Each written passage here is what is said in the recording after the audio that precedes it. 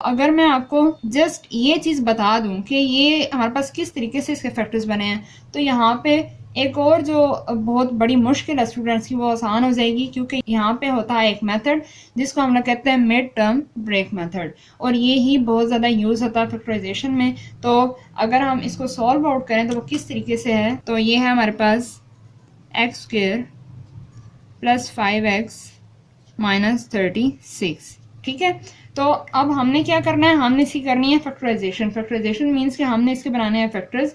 तो सबसे पहले इसका जो मेथड होगा वह ये होगा कि हमने देखना है कि यहाँ पे हमारे पास जो फर्स्ट टर्म होगी उसके साथ जो भी यहाँ पे कोफिशिएंट है ना, कोफिशिएंट होता है कि कोई भी वेरिएबल है उसके साथ जो भी नंबर होगा that is called its coefficient. ठीक है, और जो यहाँ पे नंबर होगा इन दोनों को हमने क्या कर देना है, मल्टीप्लाई। अब देखिए एक्स स्क्वायर के साथ तो हमें यहाँ पे कुछ भी नजर नहीं आ रहा, तो जहाँ पे कुछ भी ना हो वहां पे क्या होता है, 1 होता है। ये चीज तो आपको पता ही होगी। ठीक है, तो अब हमने क्या करना है, 1 को हमने मल्टीप्लाई कर देना है इस माइनस 36 के साथ। जो भी साइन यहाँ पे होगा उस साइन को भी हमने साथ यूज करना है। तो जब हम इसको मल्टीप्लाई करेंगे तो ये हमारे पास आ जाएगा माइनस 36। ठीक है, अब हमने क्या करना है कि अब हमने इस माइनस 36, अब देखें ये हमारे पास ये वाला केस बन गया, ये ऊपर जो हमने किया था। अब हमारे पास ये जो माइनस 36 है ना, अब हमने बनाने हैं इसके फैक्टर्स। अब फैक्टर्स किस तरीके से बनाने हैं, जिस तरह आपको ऊपर भी बताए हैं किस तरह बनाने हैं, तो मैं यहाँ पे बना लूंगी। साइन तो माइनस का है तो उसको अभी हम साथ नहीं यूज करते, हम ओनली यहाँ पे 36 को यूज करते हैं। 36 के हमने बनाने हैं फैक्टर्स। तो किस तरीके से बनेंगे, देखें 2 पे डिवाइड हो जाता है, 2 1s are 2 and 2 8s are 16। ठीक है, उसके बाद जो है वो आ जाएगा यहाँ पे 2 9s are 18। उसके बाद अब 9 तो 2 पे नहीं जाता तो ये 3 पे जाएगा, 3 3s are 9 and 3 1s are 3 आ जाएगा हमारे पास। ठीक है, ये हमारे पास बन गए 36 के फैक्टर्स। अच्छा, अब जो है वो ये इसके हमने फैक्टर्स तो बना लिए, लेकिन अब मुझे यहाँ पे करनी है इसके पेयरिंग। पेयरिंग किस तरीके से करनी है, पेयरिंग इस तरह करनी है कि हमारे पास जो है वो अब ये जितने भी हैं ना, इनको अगर वापस मल्टीप्लाई करूँ 36 तो आ ही जाएगा। तो मुझे कोई से ऐसे 2 नंबर चाहिए होंगे कि जो जिनसे मेरे पास ये 5x भी बन जाए। ठीक है, अब देखिए यहाँ पे ये माइनस का 36 है ना, तो हमें ऐसे 2 नंबर चाहिए होंगे जिनको माइनस करने से 5x आ जाए। ठीक है, अगर यहाँ पे होता प्लस 36, अगर यहाँ पे प्लस 36 होता ना, फिर मुझे ऐसे 2 नंबर चाहिए होने थे जिनको अगर मैं ऐड करूं तो फिर मेरे पास जो है 5x आ जाए। तो अब देख लेते हैं हमारे पास कौन कौन से यहाँ पे पेयर्स बन सकते हैं। पहले देखें यहाँ पे हम 2 एक अलग कर लेते हैं और बाकी ये 3 3s are 9 9 2s are 18 18 और 2 ये भी हमारे पास जो बनेगा 36। ठीक है, और उसके बाद हम एक बना लेते हैं, 2 और 2 को मल्टीप्लाई कर लेते हैं, ये 4 बन जाएगा, और 3 और 3 हमारे पास क्या आ जाएगा 9, 4 9s are भी 36। ठीक है, उसके बाद जो है वो 2 2 4 4 3s are 12, एक हम ये पेयर बना लेते हैं 12 मल्टीप्लाई 3 का, तो ये भी हमारे पास आ जाएगा 36। ठीक है, अब 3 पेयर बन गए हैं। अब इन 3 पेयर्स में से हमने वो वाला पेयर सेलेक्ट करना है कि जिन 2 नंबर्स को अगर हम लोग माइनस करेंगे तो हमारे पास जो है वो 5x आ जाएगा। अब देखें 18 माइनस 2 करेंगे तो हमारे पास 5x नहीं बनता। ठीक है, 16 आ जाएगा, तो हम जो है वो इसको चूज नहीं कर सकते। उसके बाद 9 माइनस 4 करेंगे तो हमारे पास 5 आ सकता है, इट मीन्स कि हमने यही चूज करना है। बाकी 12 माइनस 3 करेंगे तो भी हमारे पास 5x नहीं बनेगा, तो ये भी हमारे पास क्या हो जाता है, रिजेक्ट हो जाता है। अब हमारे पास आ गया ये वाला एक पेयर जिसको हमने चूज करना है।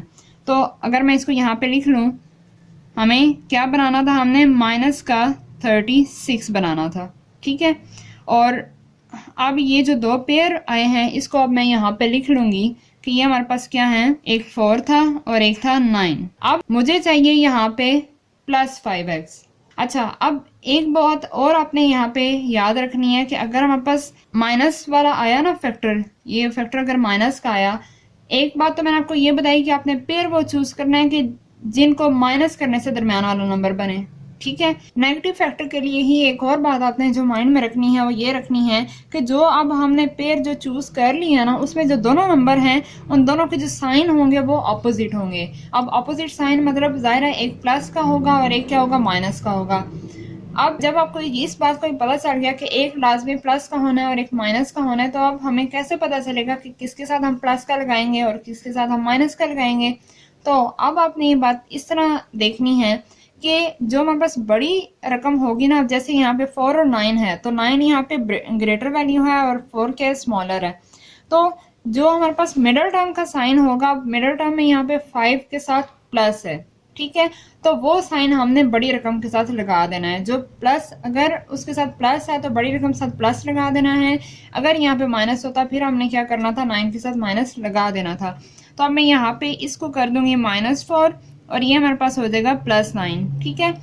अच्छा, अब हमारा यहाँ तक जो पेयरिंग भी कंप्लीट होगी, साइंस का इशू भी सॉल्व हो गया। अब हम यहाँ पे इसकी जगह पे अब हमने ये वाले दो नंबर्स पुट कर देने हैं। किस तरीके से वो आप देखिएगा। पहली हमारे पास टर्म एज इट इज रहेगी x²। अब यहाँ पे लिखना है -4, क्योंकि यहाँ पे x था तो ये हमारे पास x साथ आ जाएगा, उसके बाद +9 और इसके साथ भी हमारे पास क्या आ जाएगा, x आ जाएगा, और फिर हमारे पास क्या है, -36 आ जाएगा, ठीक है। ये हमारी होगी मिड टर्म ब्रेक, ठीक है। अब जो है वो हमने, अब आगे से काम कुछ भी नहीं, आगे से बहुत सिंपल है। किस तरीके से कि जो है वो हमने क्या करना है, फर्स्ट 2 टर्म्स में से हमने देखना है कोई चीज़ अगर कॉमन आ रही है तो वो हमने कॉमन ले लेनी है। तो यहाँ पे देखिए हमारे पास दोनों में x मौजूद है, तो x हमने एक क्या कर लिया, बाहर ले लिया। अब देखिए यहाँ पे अंदर 2x थे, यहाँ पे पीछे कितना x रह गया, 1x, उसके बाद माइनस का साइन, और यहाँ पे 4x था, एक ही x था, वो एक x बाहर चला गया, तो यहाँ पे सिर्फ क्या रह जाएगा, हमारे पास 4 रह जाएगा। तो x - 4 हमारे पास ये एक फैक्टर बन गया, ठीक है। उसके बाद अब देखें यहाँ पे मैं बाहर कुछ भी कॉमन नजर नहीं आ रहा, लेकिन 9 के टेबल में 36 आ जाता है। कहाँ पे आता है, 9 4s are 36, तो इट मीन्स कि यहाँ पे मैं 9 को कॉमन ले सकती हूँ, ठीक है। तो हम यहाँ पे लिखेंगे +9। अब यहाँ पे अंदर क्या रह जाएगा, पीछे 9 के साथ x था तो x आ जाएगा, उसके बाद माइनस का साइन है और 9 4s are 36 होता तो हमने क्या लिख दिया, x - 4 लिख दिया, ठीक है। तो अब जो है वो देखें इस सारी टर्म में हमारे पास x - 4 दोनों टर्म्स में आ रहा है, तो हम इसको एक दफा बाहर कॉमन ले सकते हैं। तो ये हमारे पास आ जाएगा x - 4, पीछे हमारे पास जो रहेगी वो रहेगी x +9। तो ये हमने क्या किया, ये हमने बना दिए इसके फैक्टर। किस तरीके से हमने फैक्टराइजेशन का मेथड अप्लाई किया, ये हमारे पास था एक अलजेब्रिक एक्सप्रेशन, हमने क्या कर दिया, इसको इसके फैक्टर्स में चेंज कर दिया, ठीक है। तो आई होप कि अब आपको फैक्टराइजेशन का जो कॉन्सेप्ट था, मैंने आपको कॉन्सेप्ट के साथ साथ किस तरीके से जो मिड टर्म ब्रेक अप्लाई होती है वो भी मैंने आपको समझा दिया, ठीक है। तो आई होप कि आपको इस लेक्चर की अच्छे से समझ आ गई होगी। तो मिलते हैं नेक्स्ट वीडियो में, टिल देन टेक केयर, अल्लाह हाफ़िज़।